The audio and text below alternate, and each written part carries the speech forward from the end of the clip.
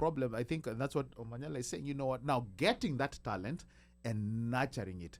When we had Lawrence Olum, you were saying at some point, yani, there's some guys walikuwa deadly ball. Yeah. By the time that guy is about 16, 17, your story meisha.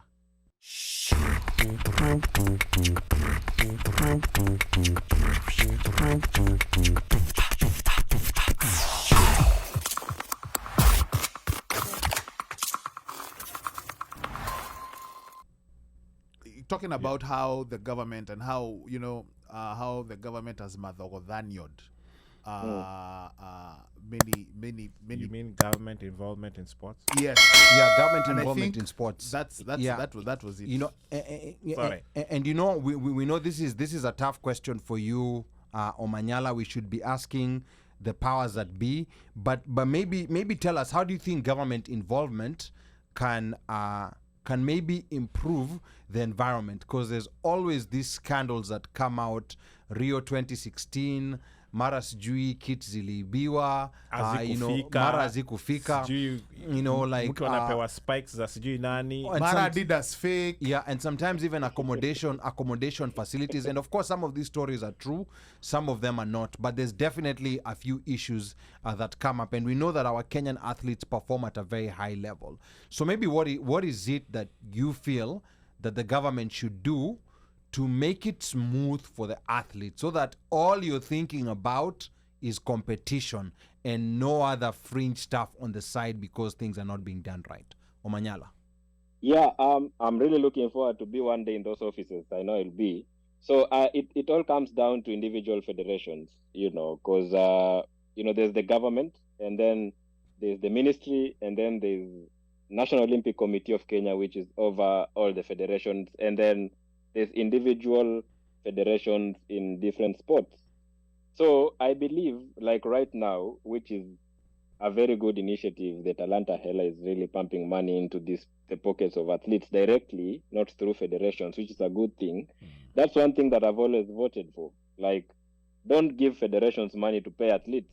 Just get the athletes' accounts and pay their monies directly to them. Nice. And then another thing, we should have someone from the Ministry of Sport to like be assigned. The Ministry of Sport should assign one person to each member federation, so that every time there's something happening or there's a game coming up, this person is the one reporting back to the Minister of Sports, because these guys will come and overshadow and tell you what you want to hear, but hide a lot of things that's happening on the background, which the guys who are getting affected are the athletes. Another thing is the planning. We can't be having an event in 2 weeks, and then now you want to have a trials in 3 weeks to the event, and then get these guys in camp for 2 weeks, and then now we expect these guys to go and perform at their best. You don't know where these guys are staying. You don't know where these guys are eating. Like, you know, I like that there's an Olympic high performance center in the US. I think Kenya should try and get that thing into the country, because we can't be having, after the World Championships, where are the athletes? Do you even know where the athletes are? Like, tumeachana now. Nobody cares about them. We are going to see them again next year after the trials in June for the Olympics. Put them in camp for 3 weeks and say that our self are ready. But you don't know, you haven't walked the journey with these athletes. Let's say like the team sports. We expect them to be in camp 3 weeks, 1 month before their games. And you expect these guys to have that cohesion and that thing that they put them together. The teamwork doesn't work like that. Follow these guys from start. Like now the Olympics is coming next year, which I really appreciate the National Olympic Committee is trying to do. Walk the journey with the athletes. Work with these athletes from pre-qualification. I'm happy that the Olympic Committee is trying to get these guys to qualify and then put them in camps in different places in France. That is a great thing they're doing. If they could be doing that from way, way back. Because now, do we have even a feeder program in Kenya? I don't think so. We don't have a feeder program for athletics. Let's say sprints. Let's say today Omanyala decides he doesn't want to run anymore. Mm-hmm. Who is going to run the next 100 meters? Who is challenging him right now? Yeah, that's what I'm talking about. So if we can have these programs, put these athletes in a like we can't do that for everybody, of course. There are thousands and thousands of athletes in Kenya, but we can't do that. But there are people who are prospects. There are those you call probables. Get these guys, put them in a camp, and that's what I'm trying to do. By the I have a Sprint Achievers company that's coming up, and we are happy that one of the companies is coming to sponsor us. My dream is to get these people from primary level, because right now I can't start sponsoring. I can't start sponsoring someone who is like me, someone who is already known how the sport works. I want to start from that grassroots level.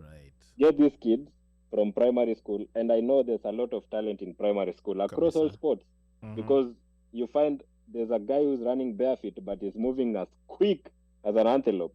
So take this guy, because of course most of these guys won't get to the elite like university and then get those facilities that I once had. I got that facility because of my education. I always tell myself, sometimes if I could not have come to Nairobi, maybe I could not even be where I am, because there's nothing that I can say I could ride on in Western Kenya. So get these guys, put them in camps, train them, get them through the education system, but not forgetting the sporting perspective where they have been good at. Give them the education. When they get to 18, ask them what they want to do. You want to turn pro or you want to go to school? Have that program with the universities in the States, in Australia, in Europe. Have that exchange program with those universities, and that way you'll get that feeder program running. Because that thing was working so well with the Safaricom Sevens. They were like Team 8, Morans, and all that. So once the Shuja goes out, there's another like 23 guys who are in the Morans team. And once someone is injured, there's some replacement. I don't know what really happened with that. There's no feeder program from. I don't know what happened to high school rugby. People are not talking about high school rugby anymore. People are not talking about, those kind of stuff. So that's what I think the government should really focus on if they want to develop the next talented athletes. Because we don't want that situation. I don't want a situation where I'm retiring and then there's a huge gap of 60 years before I get some other sprinter who is coming to break my record. I'm really looking forward to that time when we're having the Olympic trials, we're having the World Championships trials, but we don't know who's going to win the 100 meters. We have 9 or 5 guys or 6 guys doing under 10 seconds. Who's going to make the team? We don't know. That's the situation I want to get the country at. Wow. That is so amazing, and it has answered a lot of questions that were coming in while you were speaking, because we wanted to know about, like the next generation and maybe what needs to be done, what you're doing, because you're in a place, you're like in a sport by yourself, whereby like we don't know what's going to happen after Omanyala. I mean, we're enjoying this moment that we are with Omanyala, but we don't know when Omanyala retires and goes back to the police service at DCI. We don't know, like what happens next for the next generation. And it's great that you're giving that effort. What was the name of that organization again that you have? You say Sprint Achievers, yeah. That's something that we would want to know more about, like in future. But then even more important would be having proper structures to pick these people from when they're in primary school, not even high school, from when they're in primary schools, because we see that here where certain talents identified very early, like the likes of LeBron James, they were identified very, very early, way before they ever touched, that's when ESPN started going into high school gyms, and they were actually banned from doing that because now it was becoming a bit chaotic. But now, like there are people who are going back. There are all these academies, and now in America there's so much competition for sports, like in basketball, for example. Colleges no longer have the monopoly. There are kids who are graduating high school, but they don't want to go to college. There's a number of programs that they can go in, and they're becoming top prospects in the draft. And then, of course, there's the nurturing of these track and field athletes, which is very important. You're seeing, like a lot of athletes who have heritage, like Athing Mu, who lost to our Mary Mora, but Athing Mu is from South Sudan. Correct. She's from South Sudan, and probably she would never have gotten this opportunity if she was somewhere where these structures were not there. So when you think about Kenya, where we produce such top talent, despite the fact that our structures are not like as high profile as some of these countries that win as many medals as us, is a testament to how much better we can get and how much more revenue this can bring to the economy overall, not only to the athletes, but to the overall economy. Mike, you No, wanted to I was say going to something? say, and that is part of the reason I think we used to have sports day. And, Correct. because we used to have Yes. those sports days. And then, as sports day, you have those competitions. And then sometimes even prior to that. And I think we've touched on this, Ali, when you're talking like even about sports. Because each and every part of the country had its own competitions, from provisionals to division to district to division, not in necessarily that order. But you see from that, you're sort of sieving out the best of the best at that time. And you bring them about to compete with one another. Then from there, you keep on getting until you get the cream of the crop. Yes. And the structure was there. I mean, it was there. It's just now the problem, I think, and that's what Omanyala is saying. Now getting that talent and nurturing it. When we had Lawrence Olum, you were saying at some point, there's some guys who are deadly ball. Yeah. By the time that guy is about 16, 17, your story meisha. Yeah. Ni mambo ya kusoma na vitabu and everything. You cannot look forward to even earning money, to even making a living, being an athlete, being a sports person.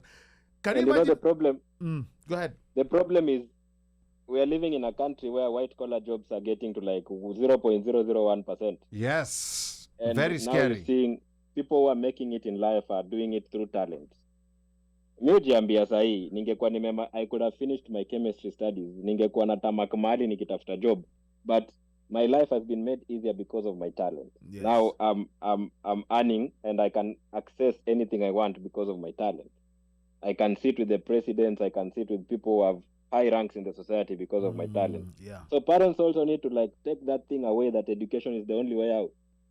You need to cut that thing off, because most of the people I'm meeting and most of the kids I'm meeting, they're telling me, hey, my parents doesn't want me to do this. My parents, white collar jobs isn't as die. In Kenya, there are so many people graduating out of universities right now. Thousands and thousands every day. Every year, I mean. And there's no way you are telling me you're going to get a job and there are 5,000 or 6,000 ahead of you from previous years who are looking for the same job. So if we can really work on making talent a great structure and something that people can earn out of it, then it's going to be a very big problem for the youth.